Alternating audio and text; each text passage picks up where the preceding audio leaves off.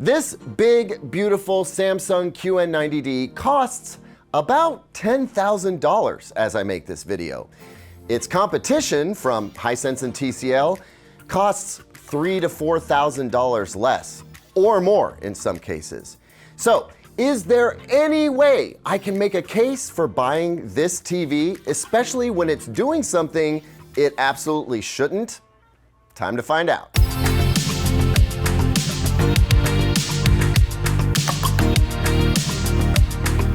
Let's take a second to check out this ad for TVs from 1998. This is right around the time I started working in electronics retail. Look at this 56-inch Panasonic rear projection TV.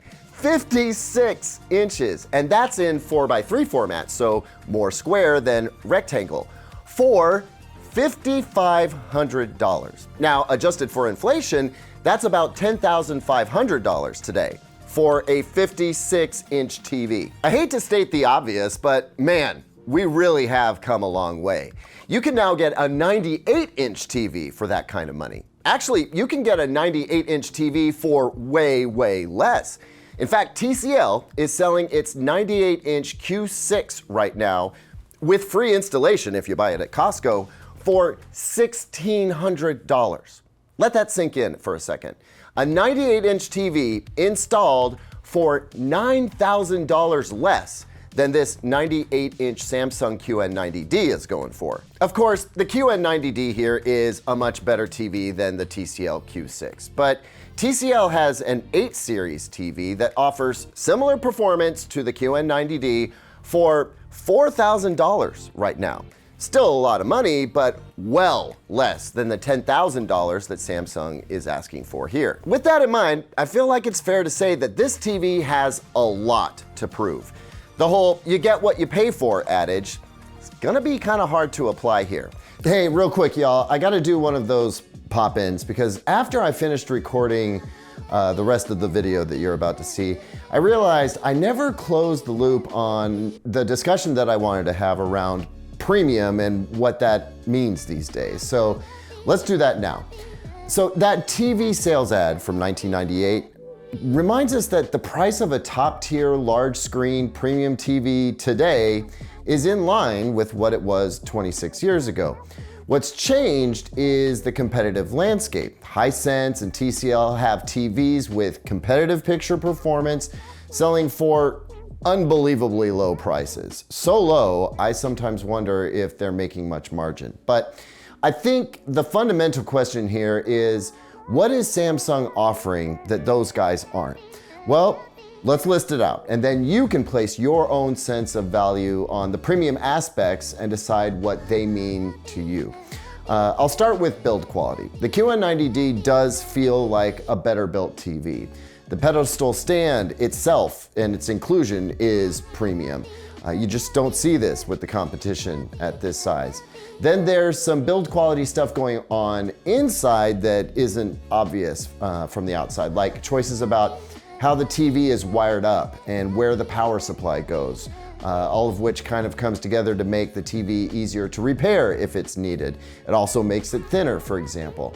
Samsung has told me in the past also that part of its design philosophy is to beef up components around common failure points, little electrical connections, the quality of the power supply. Again, the kind of things that tend to fail on less expensive TVs hopefully will not fail on Samsung TVs. Then there's stuff like the remote, rechargeable 2 different ways. You don't see that elsewhere. Samsung is also pretty proud of the security features that they've built into the TV, the Knox stuff.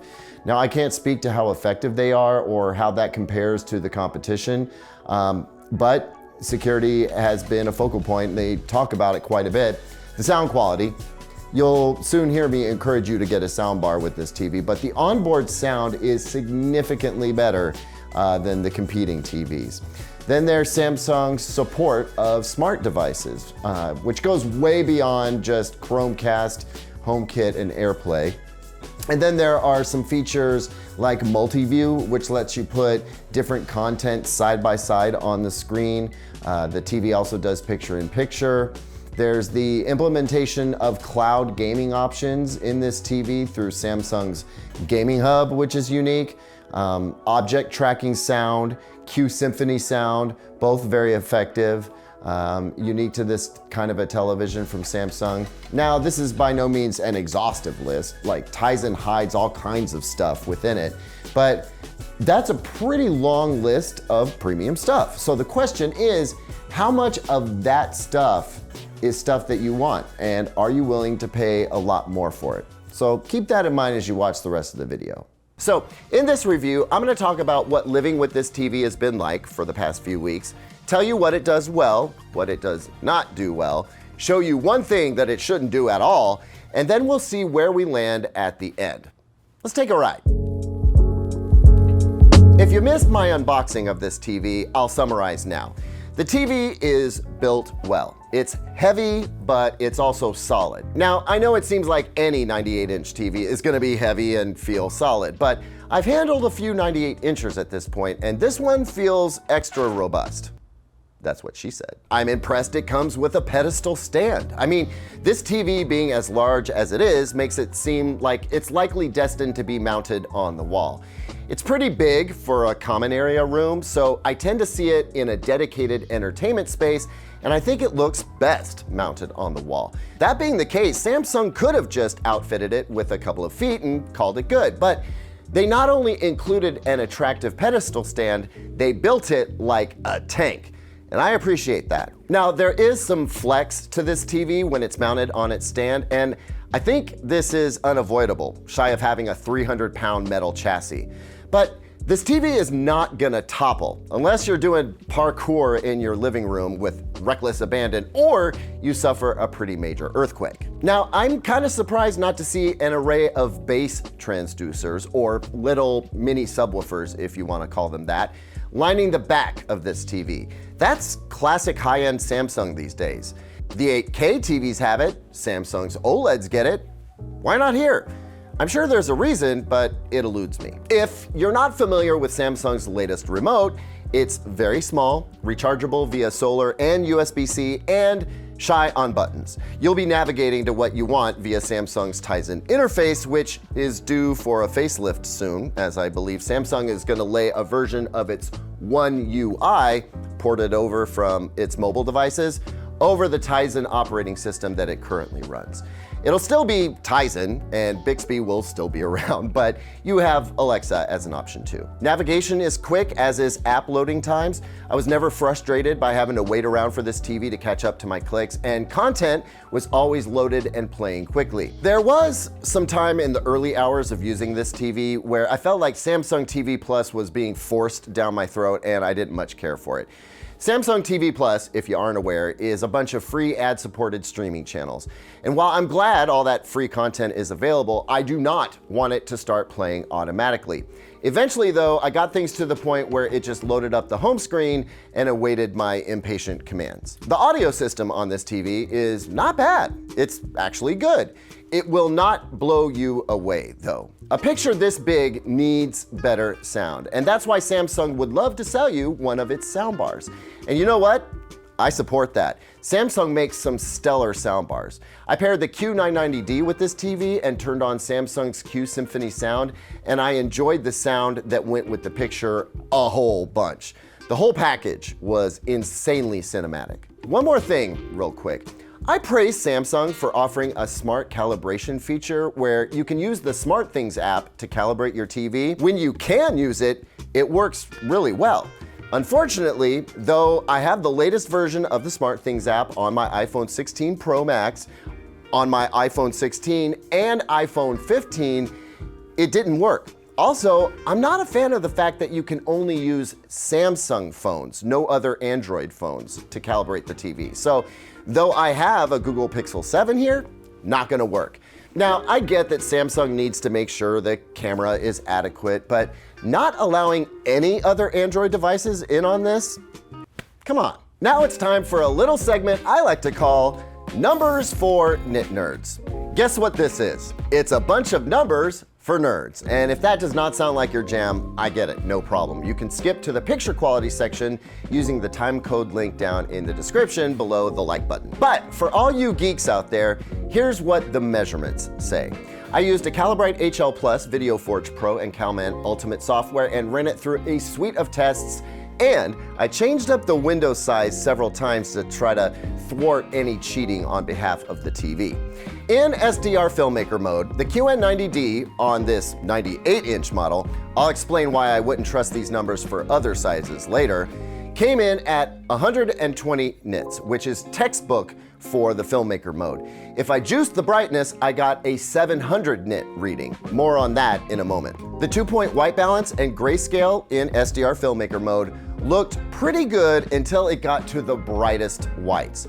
Here you can see that the red channel fell off a bit, which is weird for a picture mode with a warm color temperature setting. That said, the error was just barely in the perceivable territory with a max delta E of around 4.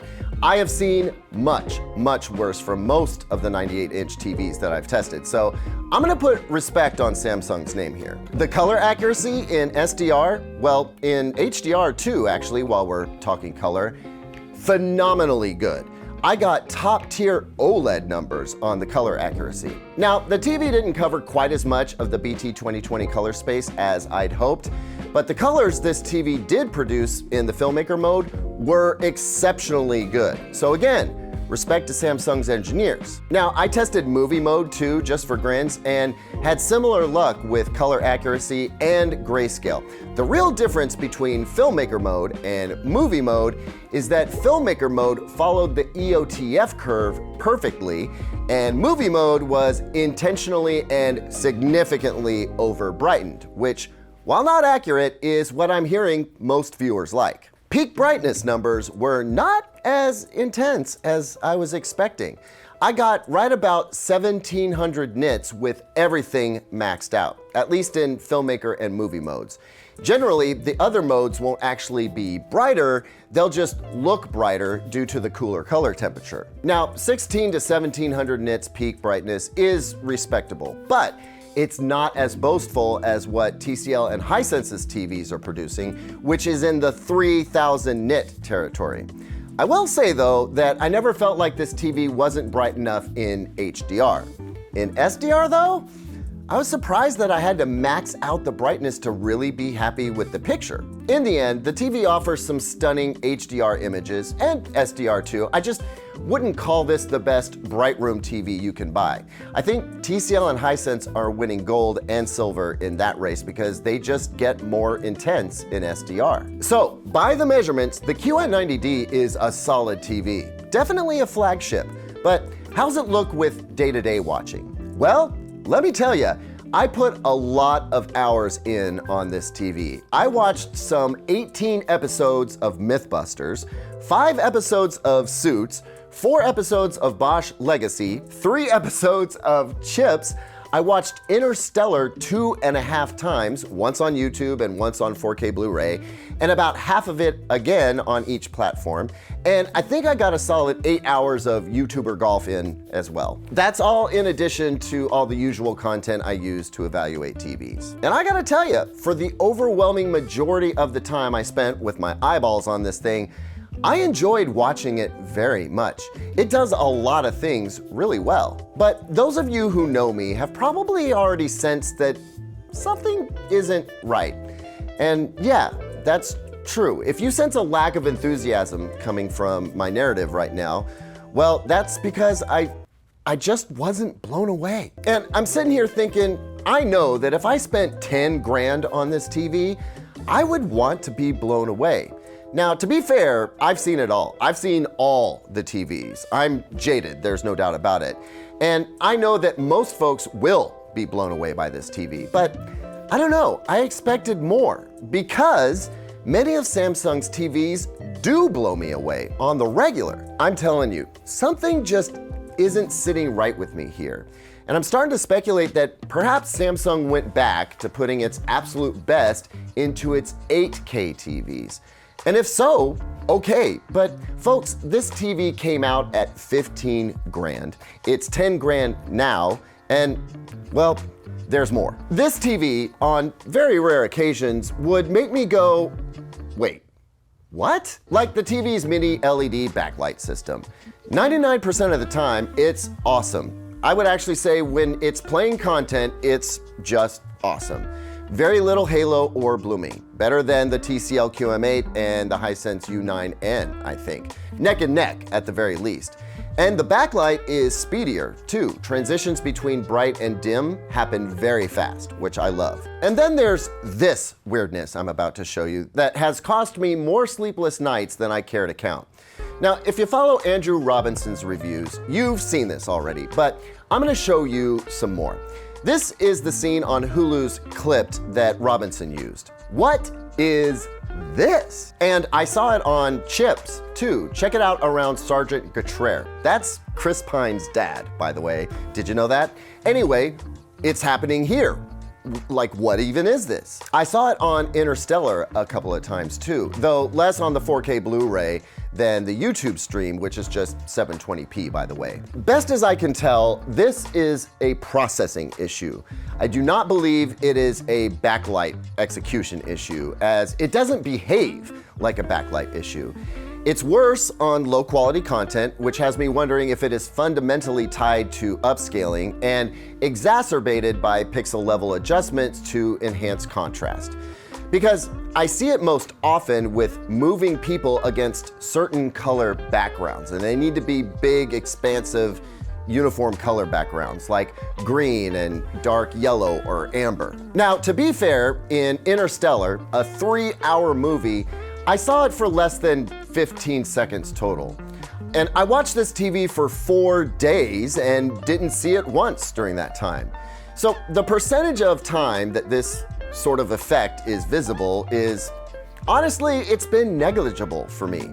But how will it be for you? I have no idea. Bottom line, a TV this advanced and this expensive just shouldn't do this. Motion, too. Like most of the time, the motion resolution is outstanding.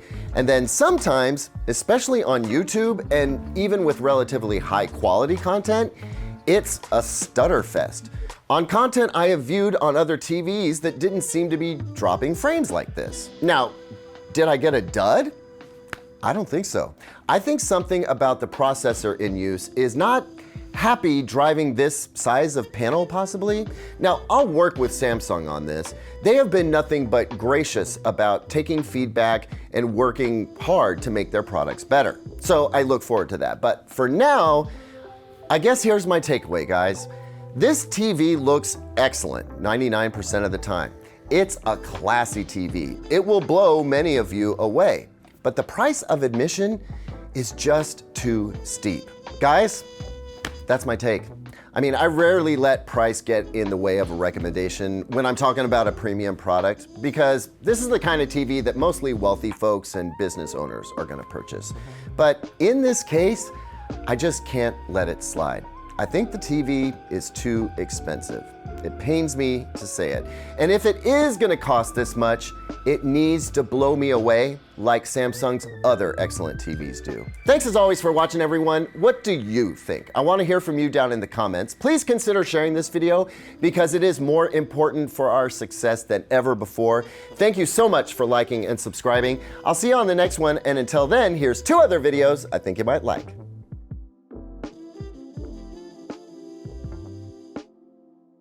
But I've handled a few 98 inchers. Oh my God.